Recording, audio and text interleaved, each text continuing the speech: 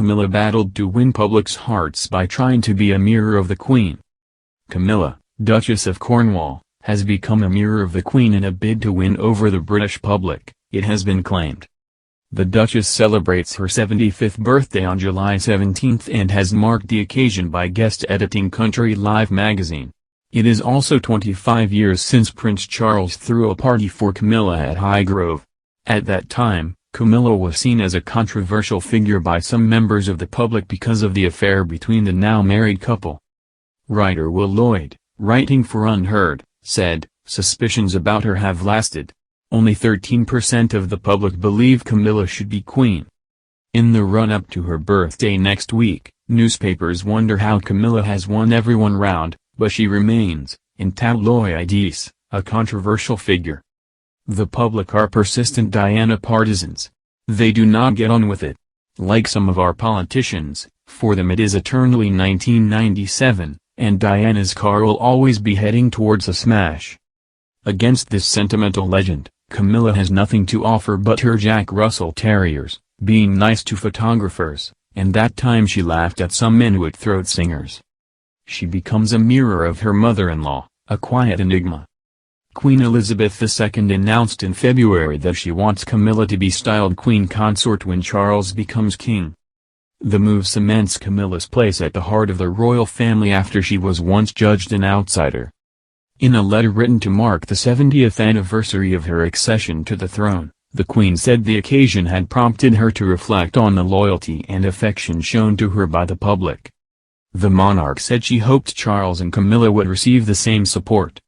She said, "It is my sincere wish that, when that time comes, Camilla will be known as Queen Consort as she continues her own loyal service." Mr. Lloyd concluded, "History would have made most people in her position a fool, or sent them mad. Instead it has given her a gift, albeit a rather tainted one, being our queen. It's the least she deserves." Camilla paid tribute to Prince Charles as one of her rural heroes in an article she penned for Country Life magazine. The Duchess described the countryside as a key part of the future king's heart and soul.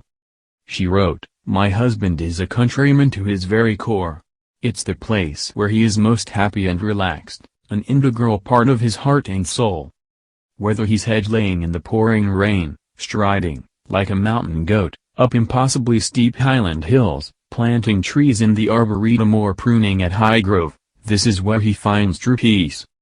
On Tuesday, the Duchess proclaimed herself a confirmed oldie as she celebrated her 75th birthday with guests including Jeremy Irons and Dame Joanna Lumley.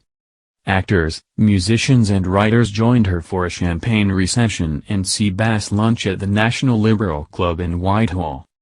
Camilla appeared in good spirits, cracking jokes about toilet paper and telling guests she wanted her party to celebrate the achievements of those aged over 70. Broadcaster Giles Brandreth joked with guests, "You sweetly thought you were here because of who you are. You're actually here because of how old you are." The afternoon began with the Duchess greeting arrivals in the club's foyer before heading up to a terrace overlooking Whitehall Gardens. Sipping from a Diet Coke with ice and lime, Camilla chatted with well-wishers including Sir Derek Jacobi and son Phillips.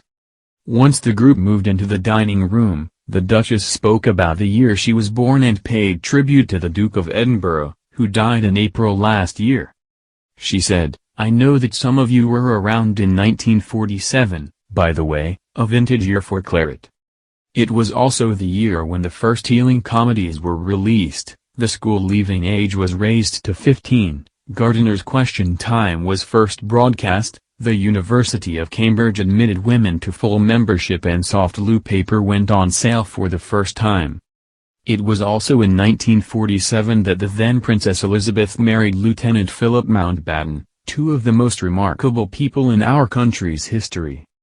The Duke of Edinburgh's philosophy was clear: look up, look out, say less, do more and get on with the job, and that's just what I intend to do." Speaking near a marble statue of William Gladstone, Britain's oldest Prime Minister, she continued, "Both he and Her Majesty have been an inspiration to each one of us here to do the same, whatever her age." As the sea bass arrived, Camilla was seated next to Lord Lloyd Webber and Jeremy Irons, with the children's author Michael Morpurgo opposite. Before putting of Earl Grey tea in dark chocolate truffle cake, Camilla took Dame Joanna Lumley's chair, where she joined Nigel Havers and former ITN newsreader Sir Trevor MacDonald. Brandreth, a former Tory MP, compared his difficulties organising the seating plan to the way the Prime Minister has had to arrange his government over the last 10 days. He also took the opportunity to return a senior rail card to the poet John Aggard, who had dropped it during the champagne reception. After a speech by Lord Williams, who hailed the Duchess as a warrior lady, Camilla was presented with a birthday cake by her 15-year-old granddaughter, Lola. The tarred creation, featuring the Duchess coat of arms and Jack Russell's, was wheeled in on a trolley as the award-winning bass baritone Willard White led guests in a round of Happy Birthday.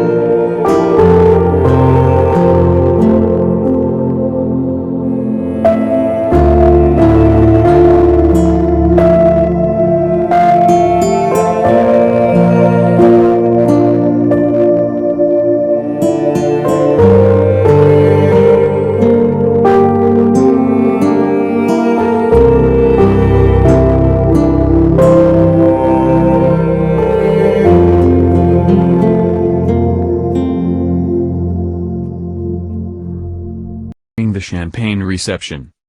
After a speech by Lord Williams, who hailed the Duchess as a warrior lady, Camilla was presented with a birthday cake by her 15-year-old granddaughter, Lola. The tarred creation, featuring the Duchess coat of arms and Jack Russell's, was wheeled in on a trolley as the award-winning bass baritone Willard White led guests in a round of Happy Birthday.